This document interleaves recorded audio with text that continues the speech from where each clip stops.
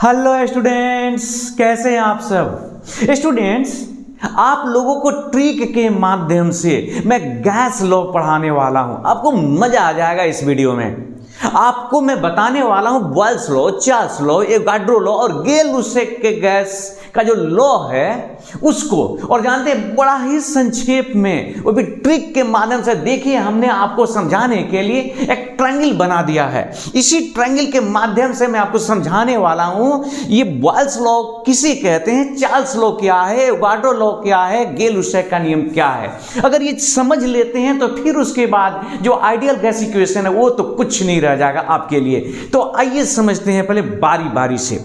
सबसे पहले स्टूडेंट्स मैं बता दूं, यह है pressure P, volume V, T और N नंबर्स ऑफ मोल, या आप नंबर्स ऑफ मोलिक्यूल्स कह सकते हैं।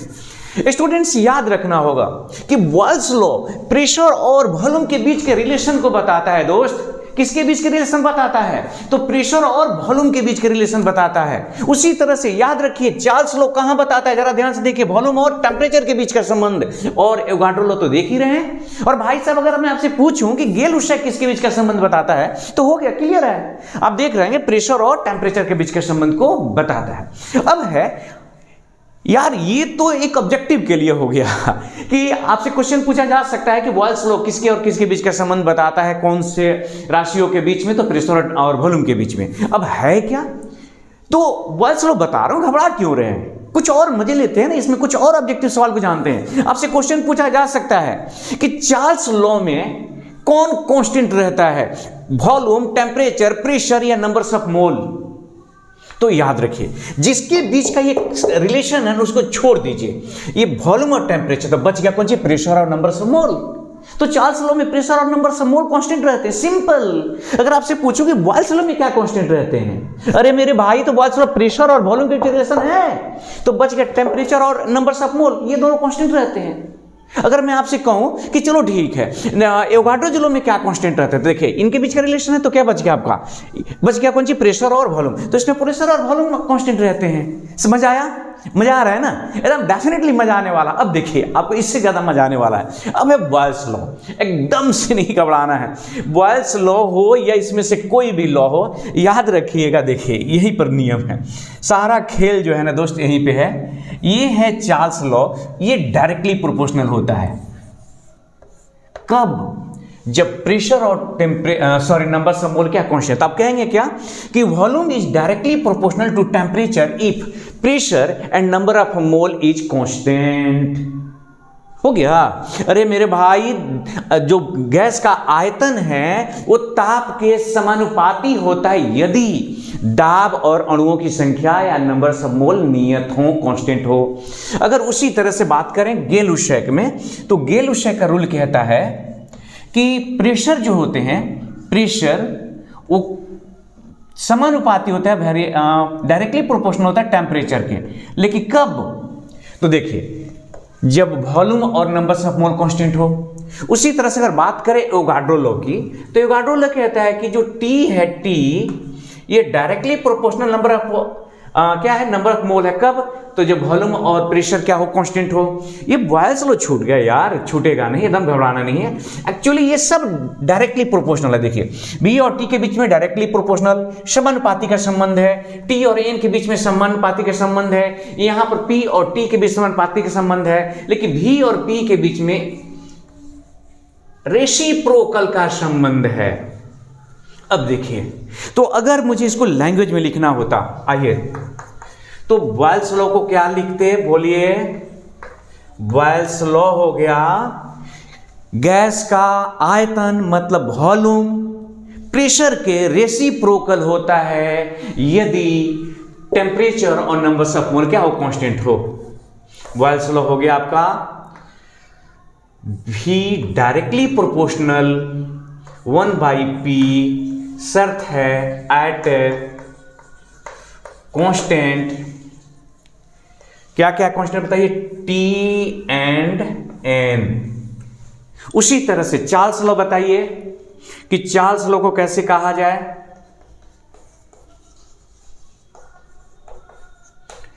आपको दिख रहा है चार्ल्स लॉ स्पष्ट रूप से, अरे इसी को चार्ल्स लॉ कहते हैं भाई।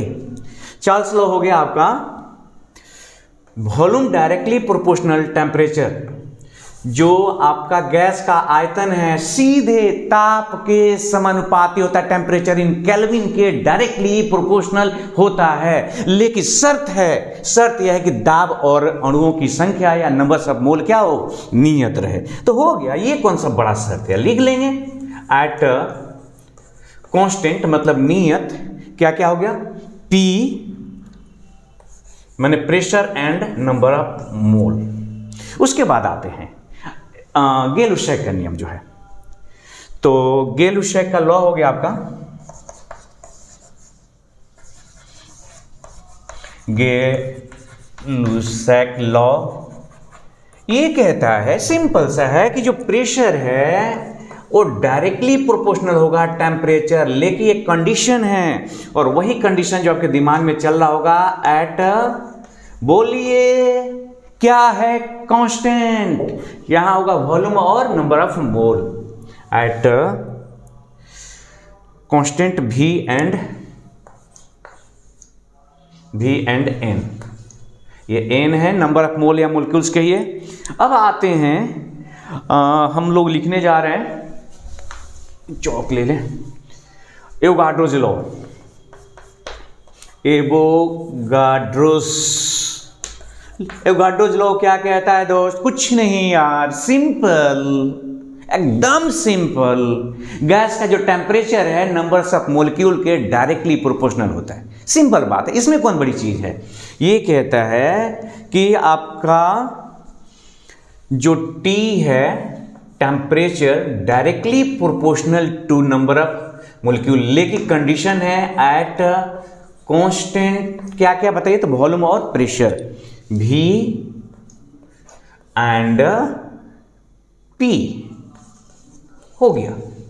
अब देखिए, तो आपको दोस्त समझ में आया, अगर आपको हमको लैंग्वेज लिखना होता तो लिख लेते हैं। एवोगाड्रोस लॉ क्या है, तो आप कहेंगे एवोगाड्रोस लॉ नियत आयतन और दाब पर किसी भी गैस का ताप उसके अणुओं की संख्या या मोलों के समानुपाती होता है ना, सिंपल है ना, मजा आपको। अब देखिए, बस ये याद रखिएगा कि जिनके बीच का रिलेशन है उनको छोड़ के बाकी दो इसमें हर बार क्या होंगे, कांस्टेंट होंगे, और किसी भी दो जो फिजिकल क्वांटिटी उनके बीच का ये रिलेशन है। उदाहरण के तौर पे चार्ल्स लॉ किनके और किनके बीच का रिलेशन है, तो ये रिलेशन है वॉल्यूम और टेम्परेचर के बीच का, तो कांस्टेंट हो गया प्रेशर और नंबर ऑफ मोल या नंबर्स ऑफ मोलिक्यूल्स। अब आइए दोस्त, यहां पर एक बात आपसे और कहना चाहेंगे कि अगर हम आइडियल गैस इक्वेशन लिखना चाहें, आइडियल गैस इक्वेशन, तो आइडियल गैस इक्वेशन को आप इन्हीं से निकाल सकते हैं, वो कोई बहुत कठिन काम नहीं है। लेकिन आइडियल गैस इक्वेशन के लिए हम लोग उसके डेरिवेशन और उस पर न्यूमेरिकल के लिए एक अलग वीडियो में मिलेंगे। तब तक एंजॉय करिए। अगर आपको ये वीडियो पसंद आता है, अगर हमारे पढ़ाने की शैली आपको अच्छी लगती है, तो जरूर शेयर कर देंगे, सब्सक्राइब कर लेंगे। एक्चुअली मैं इन सब चीज़ों को कभी वीडियो में बोलता नहीं हूँ, ये आप पे डिपेंड करता है, सब्सक्राइब करें न करें, शेयर करें न करें, लेकिन आनंद ले पढ़ाई का, बस ये हम जरूर बोलेंगे। और हाँ, हंसते रहें, मुस्कुराते रहें, बाकी देखा जाएगा, जो होना होगा सो होगा। होगा कुछ नहीं यार, होगा वही जो ऊपर वाला चाहेगा। तो फिर भेंट होगी अगले वीडियो में, तब तक हंसते रहें, मुस्कुराते रहें, अपना ख्याल रखें, और स्वास्थ्य का तो ख्याल रखें ही रखें, पढ़ाई का भी ख्याल रखें। धन्यवाद।